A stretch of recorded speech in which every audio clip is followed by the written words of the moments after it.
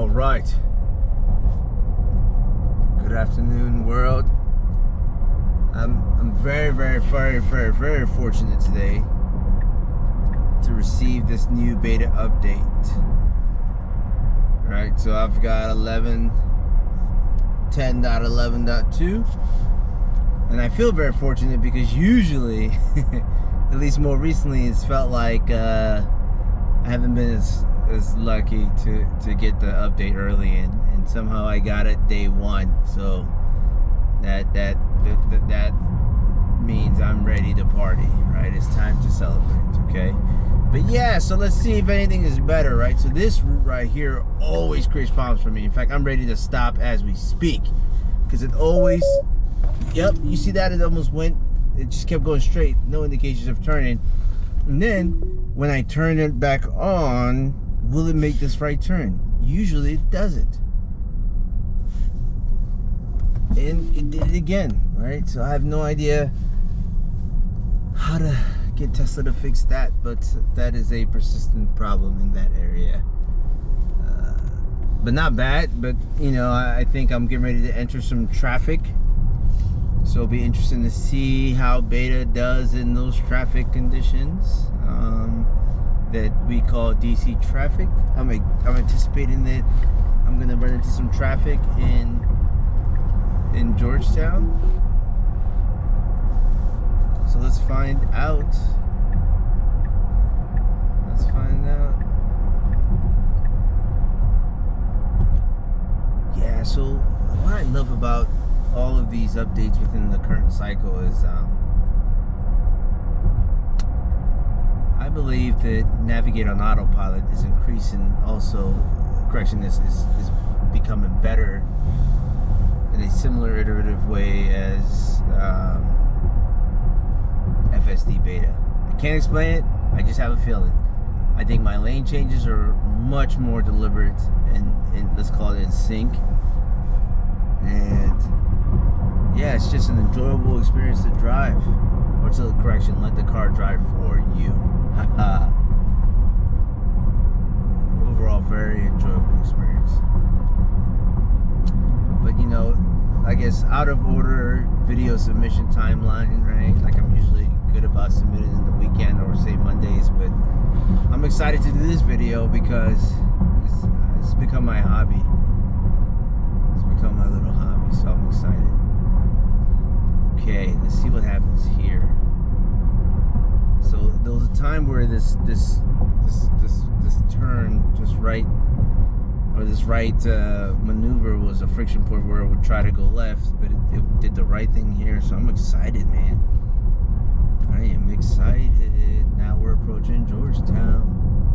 Hopefully there's no problems. Hopefully.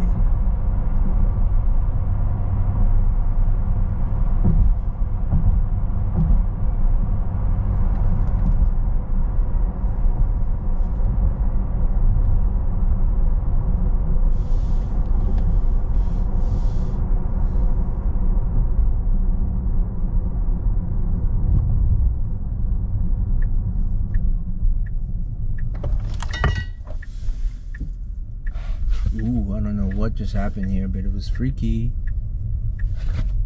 But we made it.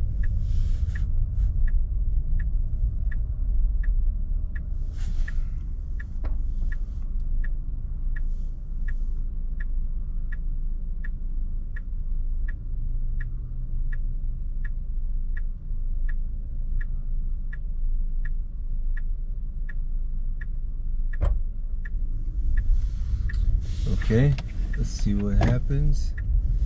Yeah, so some of these like abrupt stops are disruptive on the traffic side. So I'm kind of tapping the accelerator because I think just the awkwardness of other cars waiting for me, I'm not about. Like even here, sometimes it does a weird slowdown even though it's going, but it's just driving slower. And I'm guessing it's just the environment that's causing it to do that, but I try to avoid it, but not bad, I guess. Not bad.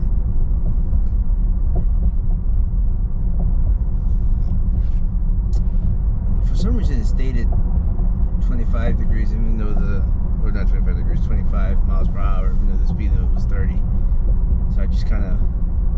scrolled it up to 30.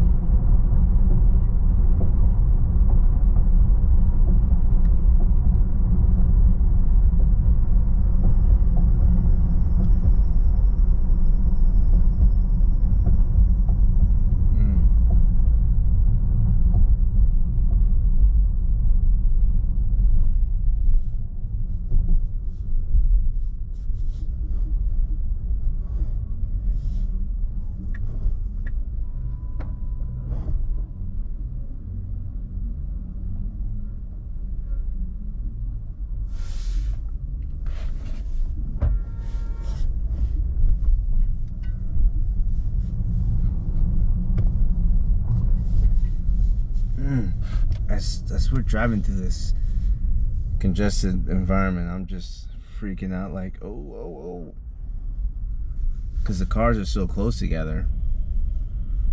And maybe I'm just paying too much attention to how close I am to my neighboring vehicles, but it is a little bit concerning sometimes. I'm actually very concerned that I'm not going to be able to make this turn.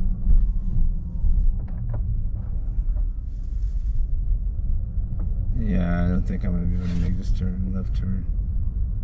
I don't see it going my way at all.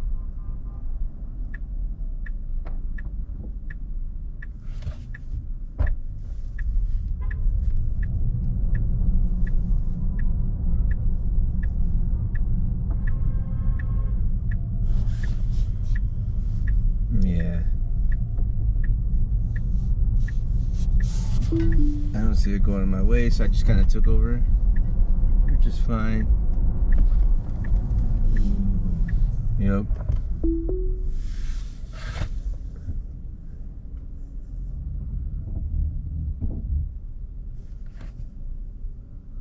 Yeah, that didn't go well at all, right? Because part of the problem is the vehicle just stops and turns on the blinkers, and then like there's this massive congestion behind me, and I don't think others have the patience for that, right? So it's all good. Now it's time to see kind of what's the recovery, right? So I know Kitten took over there, knowing I had to make that left turn.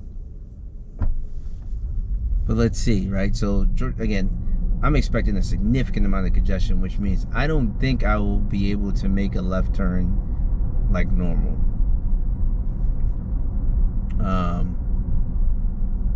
Unless somehow I get, the appropriate lights that because I don't think the vehicle is aggressive enough to be successful in this type of an environment. But maybe I'm just hating. Let's find out. Let's find out.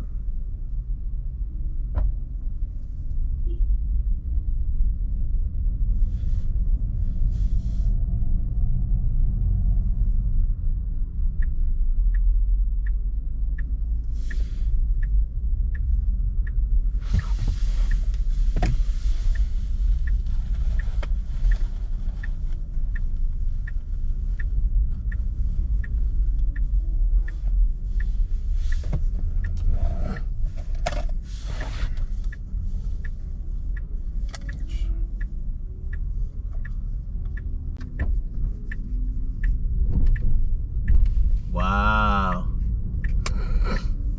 This is gonna be tough. I do not see myself being successful with this left turn. Well, luckily I think this light might have been the key to my success. Well, let's see.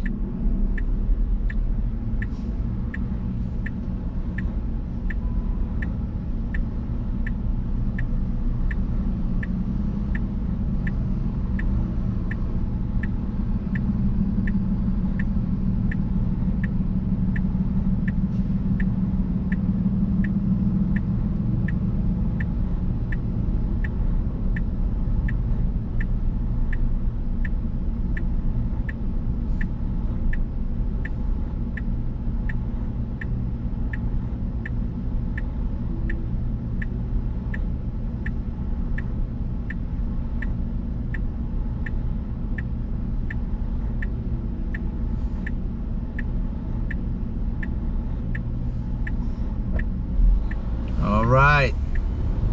And I got the light. The question is this thing gonna mess it up or not? Driving all slow, all funky slow. And not bad. So I tell you what, I find myself more and more just like tapping the accelerator just a little bit, because I think the vehicle gets a little overly cautious with pedestrians, which, I mean, you can never get overly too cautious, but there is a norm that occurs, let's call it society-wise, right? Like driving, like, I mean, I get it. Like, look at this kid just hanging out here. The vehicle's about to brake. Even though that kid wasn't crossing the street, they were more of just playing. But like, you know, like most people will say, right, default to the pedestrian having the right of way. It's just such an interesting paradigm to account for our future, right? And let's call it self-driving future. You know, kids playing, right? Like all that level of uncertainty. I think if I had let it stop, it would have probably continued, but being the human who's aware, I just kind of you know, accelerated my way through it, knowing that the kid was just leaning on the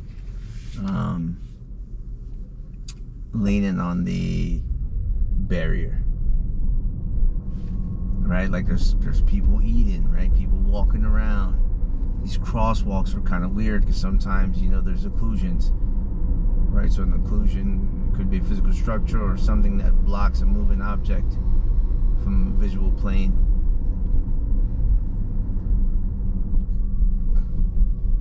And somehow, you know, the network, the neural network, has to account for that blocked object by doing a prediction, right? So we often predict if someone's walking and there's a wall and they walk through the wall, we often predict that the person is either stopped behind the wall or is going to keep moving. We often assume they're going to keep moving, so I believe that's how the neural network works. I think they're using like transformers, I think, to predict. Oh, come on, man. That was weird. To predict future actions for objects that have been occluded, so that's pretty cool.